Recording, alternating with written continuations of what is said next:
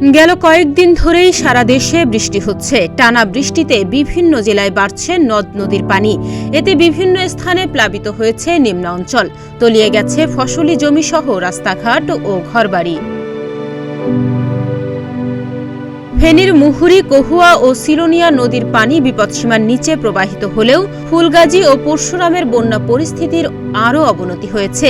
সিলোনিয়া নদীর বাঁধ ভেঙে পানি প্রবেশ করে নতুন নতুন এলাকা প্লাবিত হয়েছে।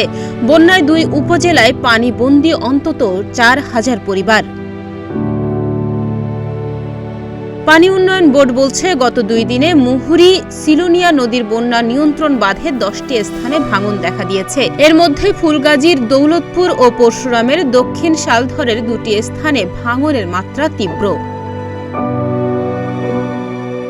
এদিকে দেশের 8 অঞ্চলের ওপর দিয়ে ঘণ্টায় সর্বোচ্চ 60 কিলোমিটার বেগে ঝোড়ো হাওয়া সহ বৃষ্টি হতে পারে বলে জানিয়েছে আবহাওয়া বিভাগ। বৃহস্পতিবার দুপুর 1টা পর্যন্ত দেশের অভ্যন্তরীণ নদীবন্দরগুলোর দেয়া আবহাওয়ার পূর্বাভাসে এই তথ্য জানানো হয়েছে।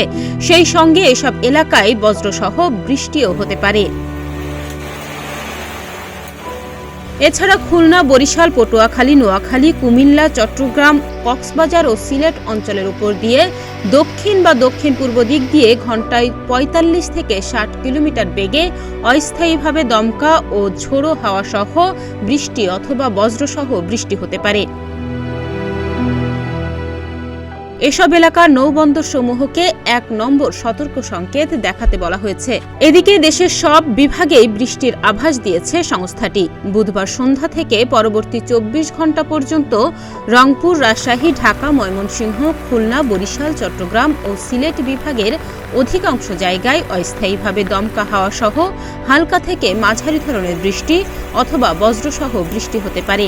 সেই সঙ্গে রংপুর, ময়মনসিংহ, চট্টগ্রাম ও সিলেট বিভাগের কোথাও কোথাও ভারী বর্ষণ হতে পারে।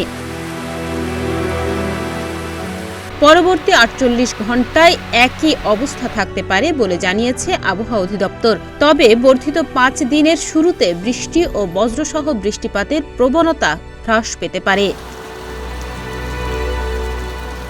ডেস্ক রিপোর্ট, প্রতিদিনের বাংলাদেশ।